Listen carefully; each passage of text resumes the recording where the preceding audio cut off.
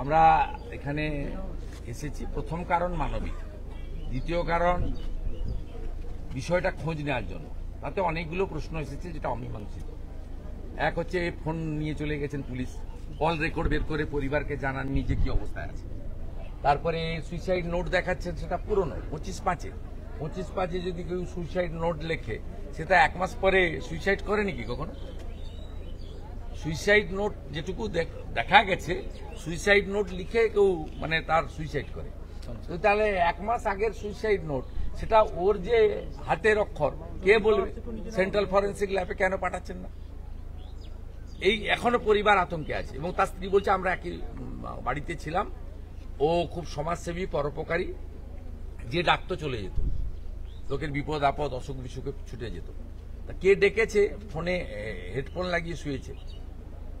এই সমস্ত অমীমাংসিত বিষয় এটাতে। এবং হাত দুটো বাঁধা ছিল, তারপর তা বডি নামানোর আগে কেউ বাঁধলো না আগে থেকেই বেঁধে তাকে খুন করে ঝুলিয়ে দেওয়া হলো? এই বিষয়গুলো তো পুলিশকে ক্লিয়ার করতে হবে। আমরা প্রাথমিকভাবে প্রথম দিন আন্দোলন করেছে আমাদের লোকেরা, কিন্তু যখন সুইসাইড নোটের কথা পুলিশ বলেছে ভরসা রাখুন, আমরা নিরপেক্ষভাবে দেখব। তা আমরা সেই ওয়েট করছি। আমাদের ডিমান্ড খুব ভেরি সিম্পল, কল রেকর্ড প্রকাশ করতে হবে, সেন্ট্রাল ফরেন্সিক ল্যাবে গিয়ে তার সুইসাইড নোট তাকে টেস্ট করিয়ে রিপোর্ট পরিবারকে দিতে হবে। এখন বিএনএস অনুযায়ী পরিবারকে সব কপি দিতে বাধ্য। আর থার্ড হচ্ছে পোস্টমর্টম রিপোর্টের জন্য আমরা ওয়েট করছি। পুলিশ প্রাথমিক পোস্টমর্টম রিপোর্টে বলছেন যে এটা আত্মহত্যা। না, এটাতে অনেক প্রশ্ন আছে, প্রশ্নগুলো ক্লিয়ার করতে হবে। না না, ওই রাত্রিবেলা 12টার পরে বা 11টার পরে বা যে মুহূর্তে ঘটেছে ঘটনা, তাতে কল রেকর্ডটা কেন প্রকাশে আসছে না? যে কেউ ফোন করে ডেকেছিল কিনা, সে লোকটি কে? আর যদি না এসে থাকে সেটাও জানাতে হবে প্রিন্টের কপি প্রিন্ট আউট দিয়ে। আপনি বলে দিলে তো শুনবো না, প্রিন্ট আউট দিতে হবে আপনাকে, পরিবার পেতে বাধ্য। ভারতীয় ন্যায়সঙ্গতা অনুযায়ী বাদীকে সমস্ত রকম ডকুমেন্টসের কপি দিতে ইনভেস্টিগেটিং অফিসার বাধ্য, পার্টিকে দিতে বাধ্য নয়, বাড়িকে দিতে বাধ্য। এই পরিবারের সাথে কি দল থাকবে? প্রথম দিন থেকেই আছে ভাই, প্রথম দিন থেকেই আসছে। 4:30টার সময় বডি পাওয়া গেছে, আমাদের মন্ডল প্রেসিডেন্ট লোকাল লোকরা এসে গেছে। বেলার দিকে আমাদের বিমান ঘোষ পৌঁছে গেছে, সুশান্ত বেরা, বিশ্বনাথ কারক পৌঁছেছে, শ্রদ্ধা জানিয়েছে সবাই। প্রাথমিকভাবে যেটুকু তাদের ব্যক্তিগতভাবে সাহায্য দেওয়ার দরকার ছিল তার যে শেষকৃত্যে, তারা পকেট থেকে সে সাহায্য করেছে। আজকে দল থেকে আমরা একটা সামান্য অর্থ দিয়ে গেলাম, তারা আরো করব। 2 বাচ্চার পড়াশোনার দায়িত্ব নিচ্ছি আমরা। অর্থাৎ দল তো এগুলো আমরা করি, আর মানবিক কারণে আমরা এসেছি।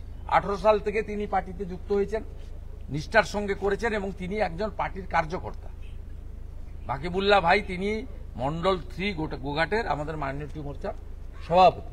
কার্যকর্তার পরিবারের পাশে দাঁড়ানো আমাদের কর্তব্য। আমরা জনগণের পাশেই দাঁড়াই, ভোটের জন্য যাই না। রামপুরহাটের বকটুইতে যখন 7 জন মুসলিম মহিলা আর 4 জন শিশুকে পুড়িয়ে দিয়েছিল, মমতা ব্যানার্জি যাওয়ার আগে আমরা গেছি।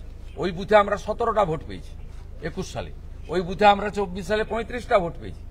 ভোটের কথা ভেবে আমরা করি না। তামান্না খুন হয়ে গেল 2 দিন আগে। আমাদের জেলা সভাপতি অর্জুন বিশ্বাস এবং প্রার্থী আশিস ঘোষ যথারীতি তার বাড়িতে পৌঁছেছে। ভারতীয় জনতা পার্টি শাসক দলের হুঁশযুক্ত মানুষ আমরা, আমাদের হুঁশ আছে। চেষ্টা হচ্ছে। হ্যাঁ, অনেকগুলো এক্ষুনি, মানে আমি একজন দায়িত্বশীল লোক, তো লিডার অব অপোজিশন, আমার পক্ষে কনক্লুশন টানা ঠিক হবে না। কিন্তু অনেকগুলো প্রশ্ন উঠেছে, এর মীমাংসা কিন্তু ইনভেস্টিগেটিং অফিসার, থানার ইনচার্জ এবং এসপিকে করতে হবে। যদি স্যাটিসফাইড না হই আমরা, নিশ্চয়ই হায়ার লিগ্যাল ব্যাটেলের জন্য রাস্তা খোলা আছে।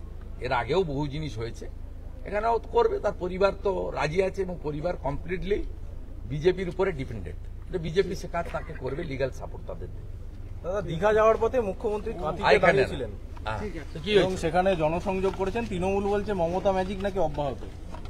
দক্ষিণ কাঁথিতে অরূপ দাস 10,000 ভোটে নির্বাচিত 21 সালে, 24 সালে সৌমেন্দু অধিকারী 50,000 ভোটে নির্বাচিত। দেখবি আর জ্বলবি লুচির মতো ফুলবি।